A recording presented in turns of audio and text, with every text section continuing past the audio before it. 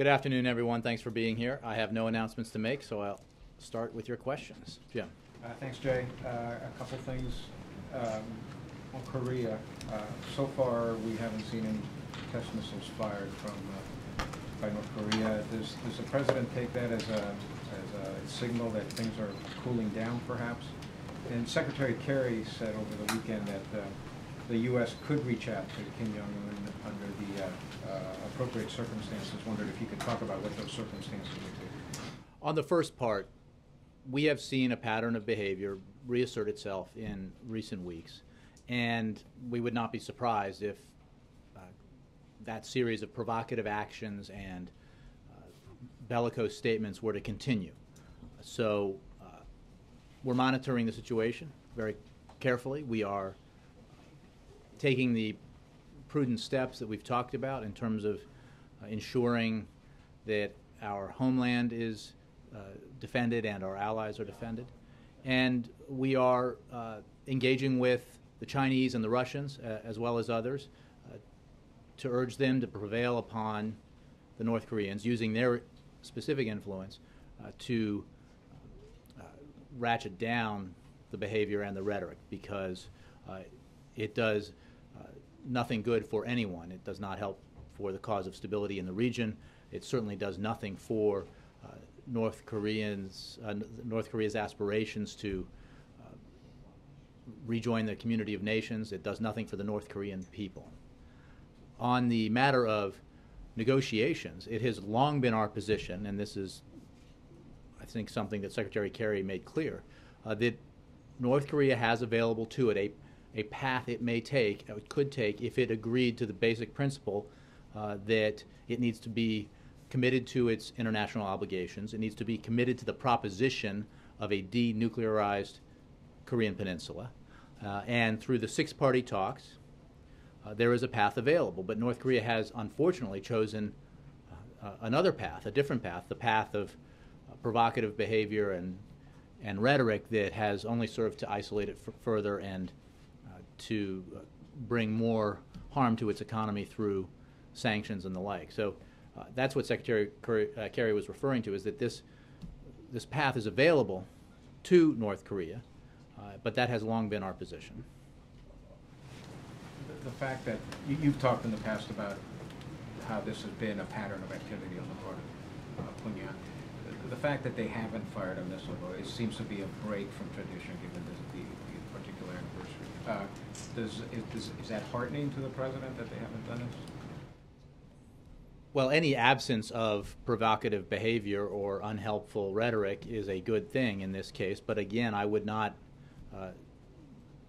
suggest that we believe the cycle of behavior has ended necessarily. We are monitoring this as closely today as we were over the weekend and in previous days and weeks, and taking the necessary measures and working with our partners and allies to make clear to North Korea what the result of that kind of decision would be in terms of condemnation and isolation and further sanction. But I just don't have an assessment to make over the fact that something has not happened. We certainly would not be surprised if North Korea were to take that action. It would be in keeping with past behavior. On Venezuela, any reaction to Nicolas Maduro's election, and does the closeness of that election say anything to the president about the relative weakness of the Chavistas in Venezuela? Well, we congratulate the Venezuelan people for their peaceful and orderly participation in this electoral process.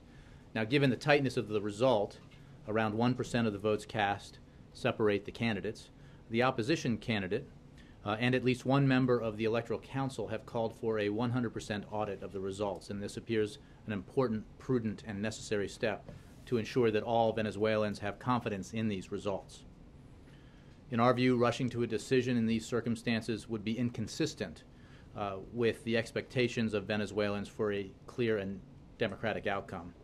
And while our two countries have differences, the United States has long desired a dialogue with Venezuela on matters including counter-narcotics, counter-terrorism, and the commercial relations between our two countries. Does this new government, does this offer the chance for a new start in relations with Venezuela? Well, again, I would simply say that we congratulate the Venezuelan people on their participation in this process. The result, as reported, is extremely close. The opposition candidate and at least one member of the Electoral Council have called for an audit, which, again, in our view, seems like an important and prudent step to take. So I don't want to get ahead of that process. I only want to say at this point that the people deserve our congratulations for their participation in the electoral process. Jay, in Guantanamo Bay, there's hunger strikers. There was a clash between the guards and the prisoners over the weekend. Is there anything you can do here to lessen the situation, or is it becoming increasingly untenable and it requires some sort of action on the White House part?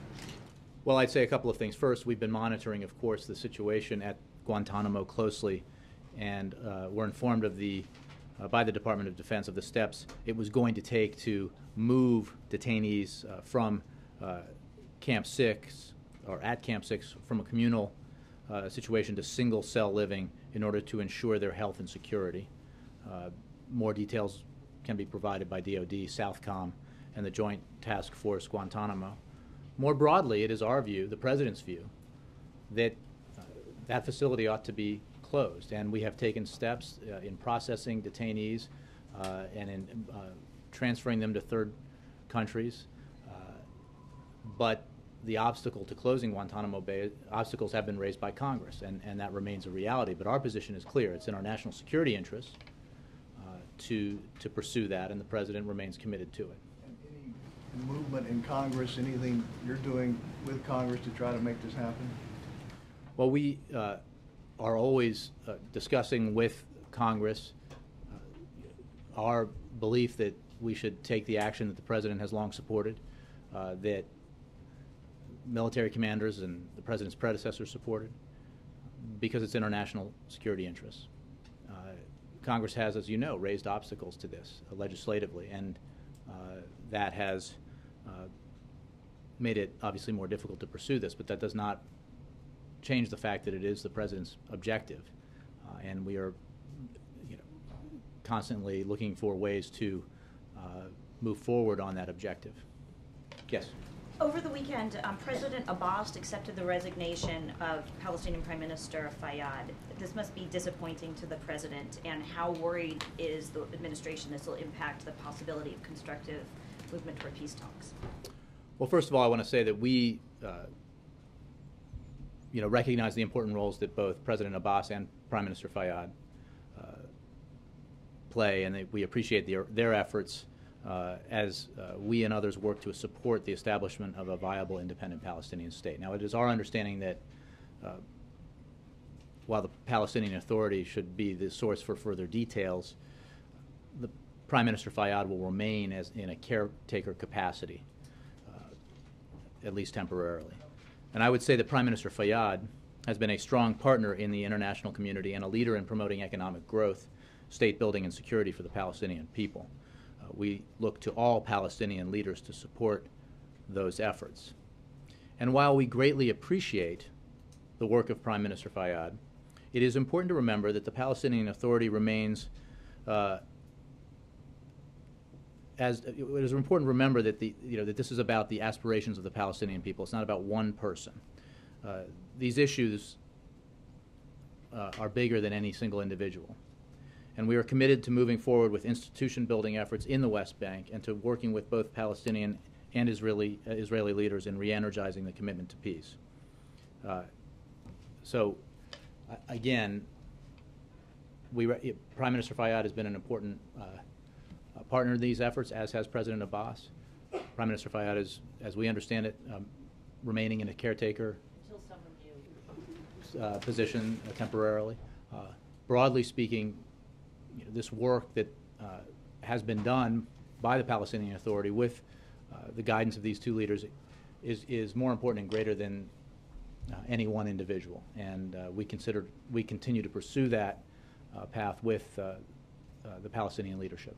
And switching to guns, hard turn. It looks like a logical count suggests this legislation in the Senate might require up to 10 Republican votes for it to pass. What's the President doing to reach those Republicans, and how concerned is he that their votes aren't there? Well, as I said last week, and he said, this is a difficult challenge, and the fact that we had progress last week on the procedural vote to allow for debate on the underlying bill does not mean we have gotten to where we need to be, which is passage of legislation that is common sense and that will reduce gun violence in America. This upcoming vote on a bipartisan amendment on background checks is very important, and our position is the same as it was on the procedural vote, which is that it is incumbent upon the senators to allow a vote. If they're opposed to it, to vote no and explain why, and to understand that if they vote no, they will be siding with the 10% and not the 90% in the United States who support background check legislation. And now maybe that is a position they want to take. Well, I think anybody would,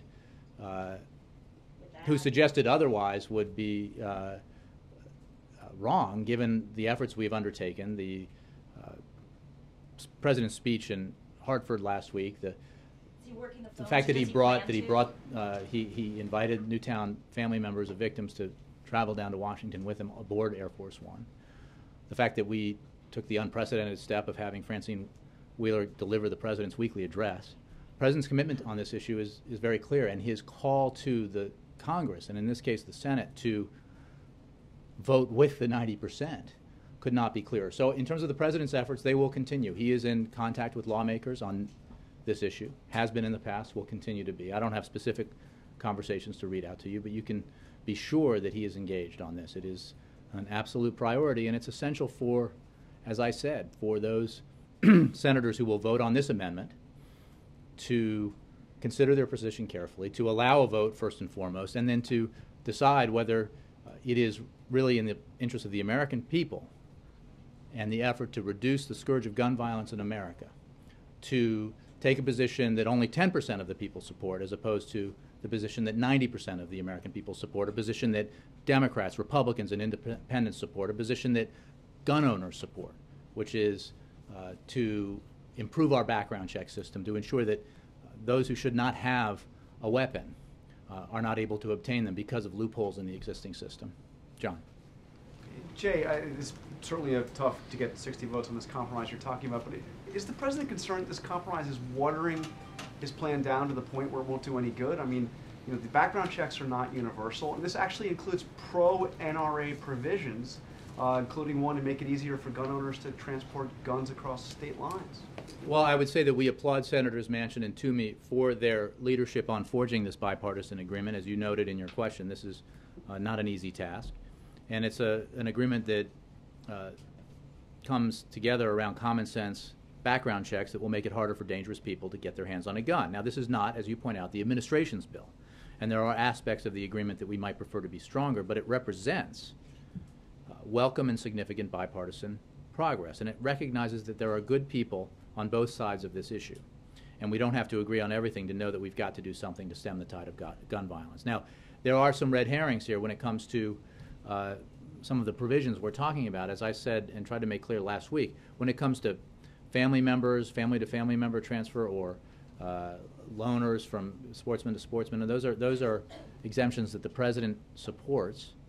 And the fact is that while this is not the bill as we would have written it word for word, it does represent a significant improvement on our background check system. And the President's made clear, if everything that he supported became law and all the executive actions that he ordered taken were done, that would not eliminate gun violence in America. That would not mean that there would never be a senseless act of violence that took innocent lives. But it would reduce the number of these incidents, and it would save lives. And it is incumbent upon the members of Congress and all of us who are working on this issue to take prudent common sense measures that do not in any way violate Second Amendment rights, but will reduce gun violence in America and prevent the pain for at least some parents,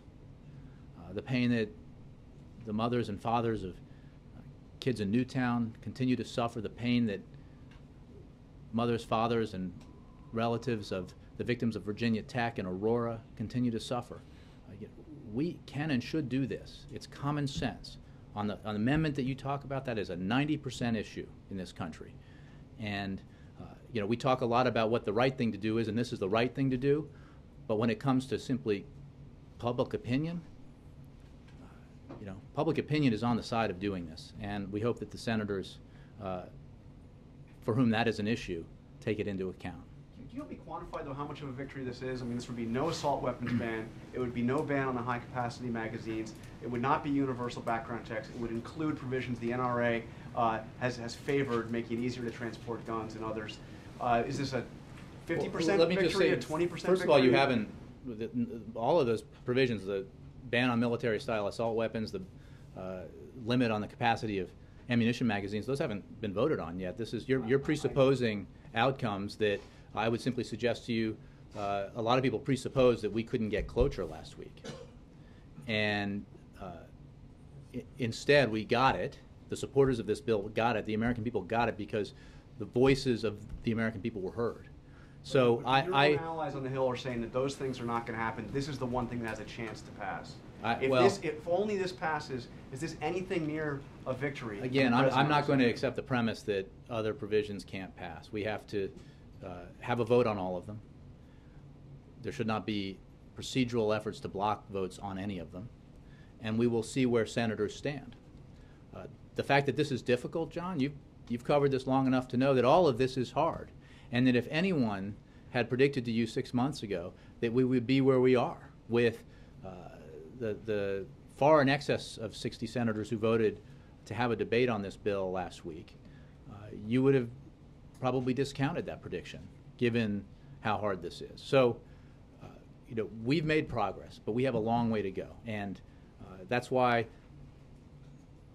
we urge lawmakers to continue to listen to the voices of Americans who believe that common sense measures to reduce gun violence are the right way to go, that these measures in no way violate Second Amendment rights that this president supports.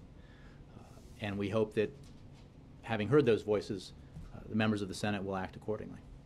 Jay, on immigration, obviously Senator Rubio did a lot of shows yesterday trying to put out his view on all of this, and I wonder if you could react in general, but also on a specific such as a path to citizenship. The president's talked about a clear path to citizenship. Senator Rubio is talking about a plan with a 13-year path. Is that a clear path in the White House? The president's made clear that he would support legislation, or it is a threshold for him that it can contain within it a clear path to citizenship. Now, the president's plan is very consistent with the ideas that I think we have heard discussed of late with regards to the Gang of Eight legislation, because that path is a challenging one. It's a clear path, but it requires paying back taxes, it requires paying a penalty, it requires learning English, and it requires, first and foremost, getting to the back of the line. That is the president's plan and the ideas that he supports. And I think that while we have not seen final language on the legislation that the Gang of Eight will be putting forward, as we understand it, that is consistent with the president's position.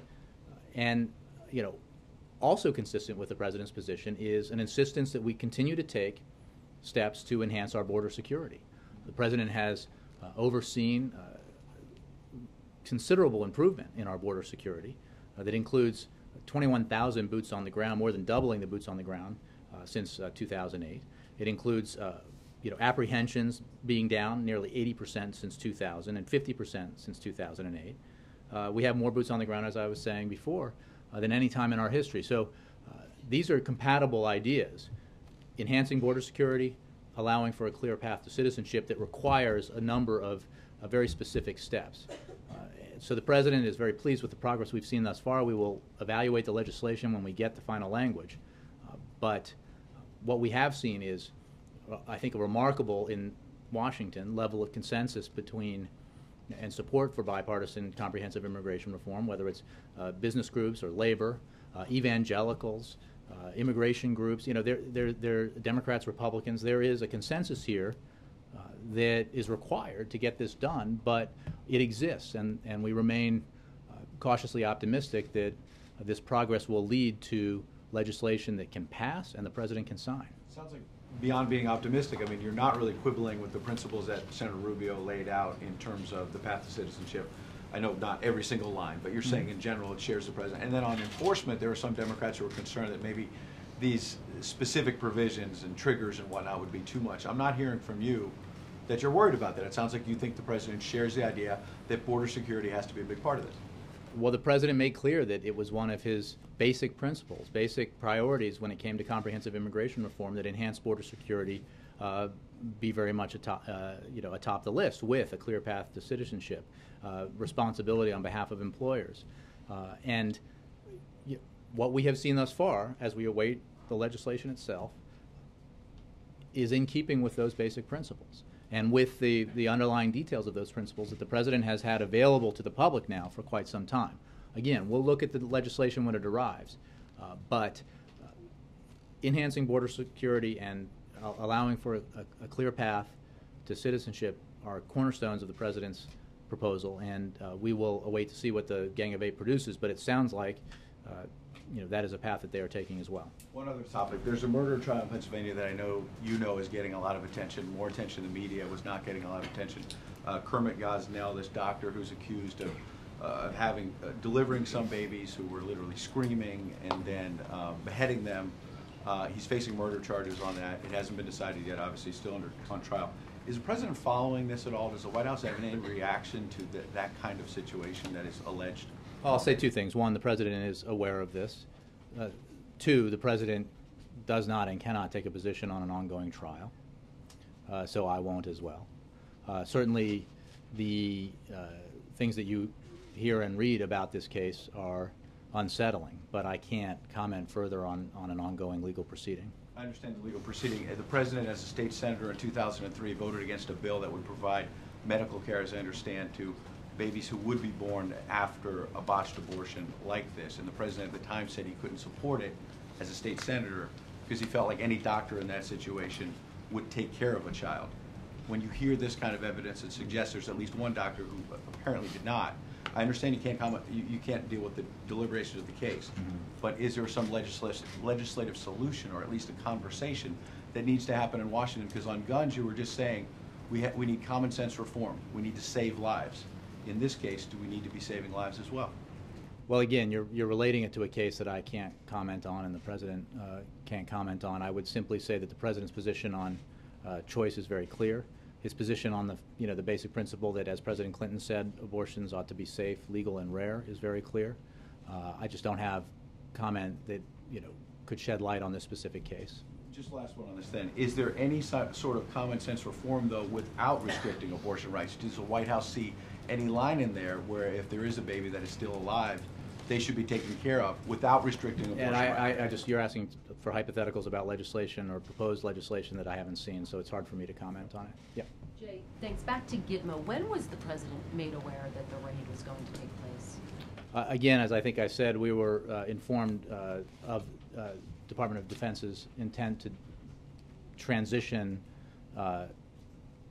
detainees from communal setting to single cell setting for their own security and health, as I think I would point you to the Department of Defense and others for the details about it. Well, in advance, but I haven't got a specific time of day for you. But the fact is, as they put out, we had a situation where cameras were being covered. It was impossible to know through the monitoring of it whether the security of detainees was being maintained, and so this decision was taken. But again, the details for this mostly reside at the Department of Defense. And how concerned is he about this ongoing hunger strike? Well, obviously it is overall an issue, as I mentioned earlier, that the president would like to see addressed through closure of Guantanamo Bay. The fact is we have faced obstacles with Congress on this, but we continue to monitor the hunger strikes specifically very closely. But the Department of Defense is the place to go in terms of the assessments about where that stands right now. And just to make one more point, is he prepared at all to take any further steps at this point in time to transfer the detainees who've been cleared for release? Well, as you know, since the beginning of this administration, after the review that was conducted, over 70 detainees have been repatriated or resettled to third countries. And the bottom line is that this administration remains committed to closing the facility and will not send more individuals to the prison there. You know, the assessments about transfers are something that's ongoing, but we have reduced the population there and transferred over 90 detainees either through repatriation or transfer to a third country. And just going back to guns, Jay, there are Democrats as well who have said that they're not prepared to vote for this legislation. I know you were just asked about what type of outreach we could see from the president this week specifically. Will the vice president be picking up the phone and making calls to Democrats, encouraging them to vote for this legislation? Well, I think you will see the entire administration, and certainly the White House, the president, the vice president, engage in the effort to make progress on this effort to reduce gun violence. It is certainly the case, as I think I said in answer to a question last week, that when, just as a basic proposition without counting votes or getting into where any specific individual stands on any part of this, that when 90+% of one party supports something and 90+% of another party opposes it, if it doesn't succeed, it is fair to say that the party that was opposed by 90% was the principal roadblock. So the idea that there might be a handful of lawmakers from one party who have problems with it or might oppose it is not the cause for the troubles we have here in getting these kinds of things passed. Peter. Yeah. The President has now had dinner with about 24 of the 45 Republicans in the Senate. Where do you think we are with a grand bargain? Do you think we're closer than we were before some of this outreach began? And what's your assessment generally about whether we're going to get to a grand bargain? The House has passed a budget. The Senate has passed a budget.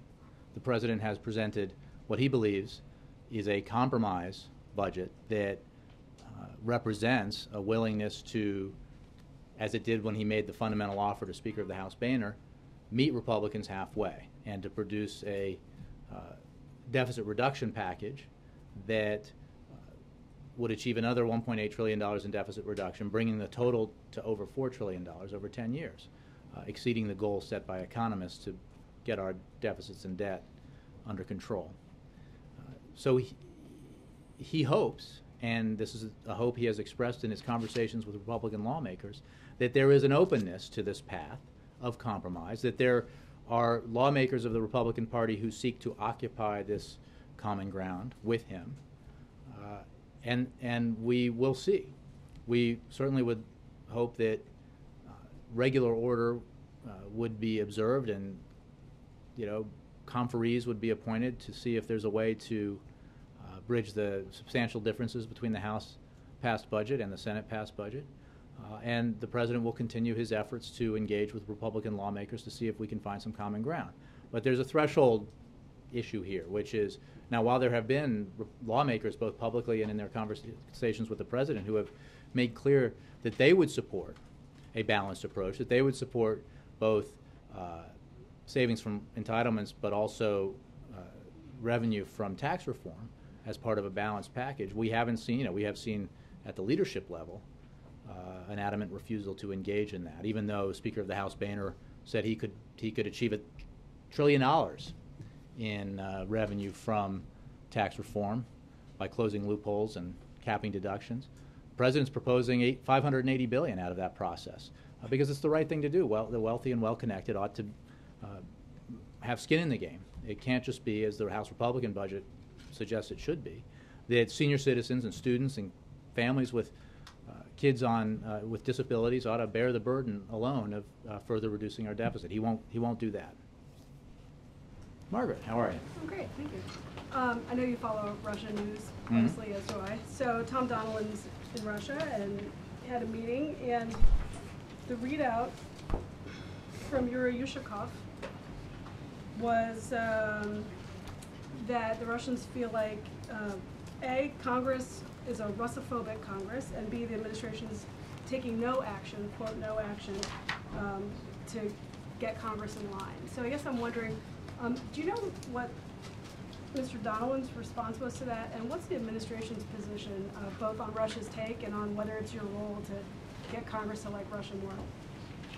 Well, I would say a couple of things. First of all, we also had a readout. The National Security Advisor, Tom Donilon, held discussions with President Putin, Security Council Secretary General Patrushev, Foreign Minister Lavrov and Presidential Foreign Policy Advisor Ushakov on the full range of bilateral and global issues in preparation for the meeting between President Obama and President Putin on the margins of the G8 summit and a U.S.-Russia bilateral summit in early September. These discussions were comprehensive and constructive. They covered a range of issues. I think I addressed the Magnitsky issue, and look, one way to resolve this is for the Russian government to take action against, investigate, and to take action on those individuals responsible for Mr. Magnitsky's death. That's the clear right response to the international outcry over his death. Conduct a proper investigation and hold those responsible for his death accountable rather than engage in tit-for-tat retaliation.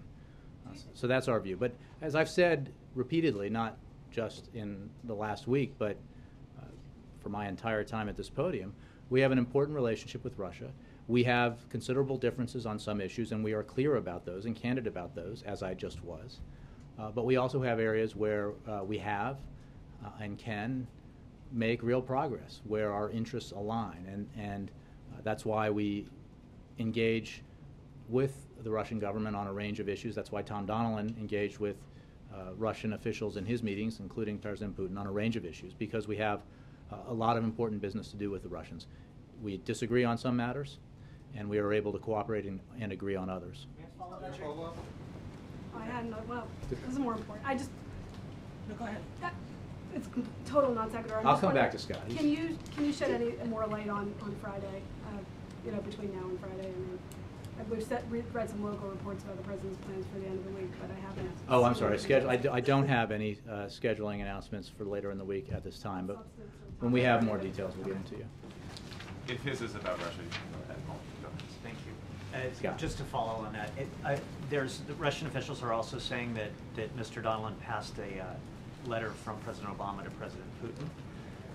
And could you confirm that? And also, they're saying that it involved some non-proliferation issues and some economic cooperation issues. Can you tell us a little bit more about what that letter, if that happened, what it contained? I can confirm that the letter was passed on from Mr. Donilon. I don't have details on the substance of the letter beyond what I've said in general about the substance of our communications with Russian officials, from the president-on-president meetings and conversations down through the various levels of government, and that is that they encompass a range of issues, including bilateral trade issues, including Iran and North Korea and other matters, Syria. So, I think you can expect that the conversations that Tom Donilon has had covered a variety of issues, and that any communications that the president might have with President Putin would also cover a variety of issues, as will their discussions on the margins of the G8 and later in September in St. Petersburg. If I'll keep with the Russia theme briefly, Andre. Yeah. Thank you, Jay. Basically, the same question in a different wording. The Russians have been saying the Russians have been saying that they want this upcoming summit to be devoted primarily to economy and trade. What is your main focus in that summit? On which summit? Sorry. The upcoming meetings between our presidents, the Russians have for a long time said that they want the meetings to focus on economy and trade. Well, I think that matters of economic relations and trade relations are very important, and I'm sure they will be a focus of meetings. Well, I'm not going to characterize, who knows what events in the world might drive the conversation that won't take place for a number of months now. So I wouldn't predict, but those are matters of importance between Russia and the United States, as are a variety of international issues that we work on with the Russians and cooperate on, and other matters like Syria and elsewhere where we have disagreements. All of those things I expect will be the topics of conversation whenever we meet with our Russian counterparts. definitely reset. Are we beyond reset? What is now? What phase are we in now? The reset of the reset. How would you define it? Well, I'll leave that to you and others. I would simply say that the reset was an important adjustment in our relations with Russia that began a process that I think I've been echoing from here, which is that we understand we have differences, and we are very clear and transparent and candid about those differences, and we engage with Russian officials on those differences, whether it's missile defense or the Magnitsky legislation or Syria. But we also have areas where we can cooperate in ways that are useful and in the interests of both Russia and the United States, and we have done that. This administration, this president, have done that over the past 4+ years, and that has been a productive thing to do for both countries, and we believe that's the right course to take. Going back to Mr. Landler. Thanks, Jay. On missile defense. And then Ari, sorry. On missile defense, but oh, sorry, Ari. I can't believe you did that to Ari. Never trust the New York Times. On missile defense, but about North Korea, the Secretary of State made sort of an interesting proposal over the weekend in Beijing, where he said that were the nuclear threat from North Korea to decline over time, the U.S. would consider taking out some of the missile defense batteries that it's installed in the past few months. I'm interested in your thinking about what's behind this sort of offer, this proposal. And I'm also curious about the timing, given that you said at the top that there's no evidence that the provocations from the north have subsided and there may be further provocations. Why dangle the possibility of pulling back these batteries at a time like this? Well, I think you may be reading a little too much into it. I think we have been clear that these precautionary measures, including the steps taken to enhance anti-missile defense systems, have been in reaction to the provocations. And clearly, if North Korea were to commit itself in a verifiable way to denuclearization and commit itself to abiding by its international obligations with regards to its nuclear program and to its missile program, that would be a positive thing and would result in steps that we and our international partners would take also to help bring down tensions in the region. But first things first. North Korea knows what path is available to it.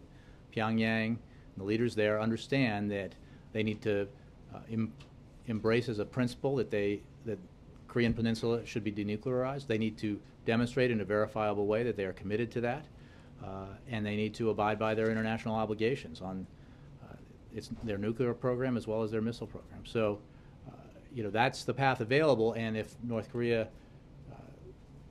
shows that it's serious about pursuing that path, then negotiations are the course through which that can be achieved. But I don't think that the statement that you cited is inconsistent with where we've been for quite some time, and the actions that we've taken, again, on the anti-missile defense arena have been in direct reaction to these provocations. And then just one quick follow, which is, in the short time since the Secretary was in China, have you seen any evidence that the Chinese have taken some of this on board in terms of the communications, the warnings that they may or may not be issuing to the North Koreans? I don't have anything new, so nothing to convey to you in the last day or so. We have certainly seen in the statements by the new Chinese president, President Xi, an indication that, a welcome indication that China is frustrated, as so many nations are, with North Korea's provocative behavior.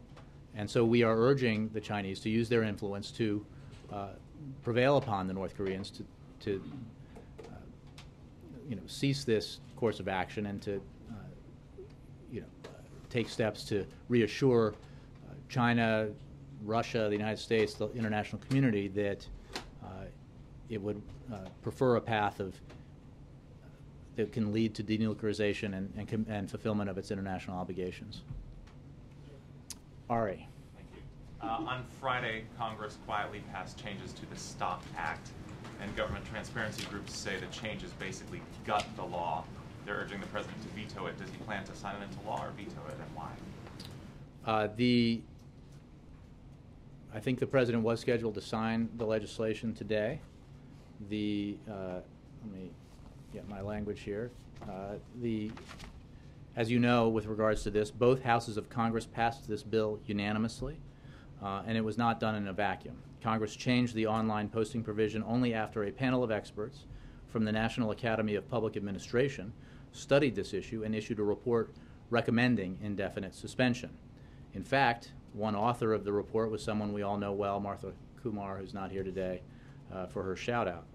If you take some time to read the report, which I would recommend doing, the NAPA points to substantial national security, personal security, and law enforcement issues on this matter, and it is also worth noting that NAPA concluded that in the context of the executive branch, the posting requirements had no positive impact in identifying conflicts. The Independent Office of Government Ethics also recommended this change to the Congress, pointing to the findings of the NAPA study and noting that this information is already available to the public. So that's our position on this, and the president was scheduled to sign it today. Mr. Collinson. Just a quick one. Do you have any information on the U.S. delegation to the Thatcher funeral later this week? I have no information. I expect that we'll have something for you relatively soon, but I can't even put a time on that. We'll, once we do, we'll be sure to let you know. Leslie. President Obama in his State of the Union address promised more details on the targeted killing program, but some of the congressional panels said they have not been able to get White House officials, administration officials to testify. Do you plan on sending anybody up to Judiciary or to the House? Well, I think the president was referring to himself, and I would point you to the president's comments about how he has addressed this issue and how senior members of his team have addressed this issue publicly, and how we will continue that process. And the fact is, we have worked with Congress in terms of providing information about our counterterrorism efforts, and we'll continue to do that. And the president believes, as he said publicly, that this is an important issue and that the questions about it are legitimate, and that's why he has pursued these matters the way he has, because he believes it's very important to have a kind of architecture in place that lives on beyond his presidency, because our efforts in the counterterrorism sphere will be with us for some time to come. So is that maybe? I'm getting Maybe about, I don't have anything about congressional testimony. We've been very cooperative in general with Congress on this issue. I don't have anything for you specifically with regards to that. I can tell you that the president's commitment has been kept and will continue to be kept, which is to provide as much information and transparency as possible on these matters, both to Congress and to the public. Yes, Alexis. Jay, there's a hearing on the Hill today about the veterans' disability claims. I was just wondering if you could update us. I know last week there were some meetings here at the White House on that subject with VA officials. What's the president doing to try to either address that immediately or through his budget? Or? Well, I appreciate the question, because this administration will continue its unwavering commitment to serve our veterans. Currently, too many veterans are waiting for far too long to receive the benefits they have earned and that they deserve, and it's simply unacceptable. That's why the president has directed Secretary Shinseki to fix the problem and to eliminate the VA backlog by 2015. The president has been clear that he expects results. This administration is engaged in an all-out effort to complete this critical mission. And as Dennis McDonough said recently, eliminating the VA backlog is a national priority. The president is kept abreast of this problem regularly. It's one he considers a significant priority of his, and he is very impatient for results. In the back, Jared. Jay, you mentioned earlier about Guantanamo that the administration is doing things every day to close it, and that most of the roadblocks are from Congress. Can you talk a little bit about what the administration is doing to close Guantanamo or to mitigate the number of people there? Well, again, I think I said despite the legislative roadblocks, progress has been made, and since the beginning of this administration, we have repatriated or resettled to third countries over 70 detainees. And we remain committed to closing the facility and we will not send more individuals to be held in prison there. Has the President's drone program mitigated the need to send more people there? I think that the President's commitment to closing Guantanamo has been and remains clear. It's in keeping with our national security interests, as a number of leading figures in the national security establishment have said, in agreement with the President, as Senator McCain and President George W. Bush have said, and the President remains committed to this policy objective. We do have constraints placed on us by Congress. But that doesn't lessen, in the President's view, the need to pursue this objective. Thanks, Jay. Cheryl, last one. Thanks. Just to follow up quickly on budget, is the White House seeking a formal budget reconciliation process this year? Well, we would, as we have said all along, we have heard the call from congressional leaders for a return to regular order. We encouraged the process that led to the passage in the Senate of a budget, and that, of course, led to the passage of a budget in the House. And we urged Congress to then move forward in trying to reconcile those efforts. You know, we'll see how that process proceeds. In the meantime, the President is engaging with lawmakers of both parties, and most, I think, noticeably to you in recent weeks with Republicans on this issue, to see if there's common ground, to see if Republicans will cross that fundamental threshold to accept the idea that balance has to be employed as we reduce our deficit, that we can't simply do it by asking seniors to bear the burden, or by asking middle-class families or students to bear the burden. And we don't have to. The President's budget, which is a compromise document, as we've made clear, which contains within it the offer he made to the Speaker of the House, contains within it entitlement reforms that were 2 of the 3 demands made by Republican leaders, demonstrates that you can reduce our deficit in a responsible way, protect our middle class, protect our seniors, and make the investments that will allow our economy to grow in the future and create jobs in the future. Because the President's objective is not balance for balance's sake when we talk about balanced budgets. I mean, it is, you know, when the House Republicans pass a bill with no details, a budget bill with no details that simply says 0 at the end and therefore they claim it balances, and nobody takes that seriously. They don't say how they're going to achieve that when they give a $5.7 trillion tax cut, mostly to the wealthy. They just declare it so. But if balance were the objective, we could balance it tomorrow. You could eliminate defense spending, eliminate Medicare, eliminate Social Security. You get to balance pretty fast. But that's not the point. The point is to have policies that protect our citizens, protect our seniors, ensure that we have a growing and thriving middle class, and that we're investing in areas like education and research and development and infrastructure that allow our economy to grow. And while we're doing that, we reduce our deficit in a responsible way, in a way that brings our deficits down and puts our debt on a path that economists say is essential. And that's what the President's budget does. Thanks all.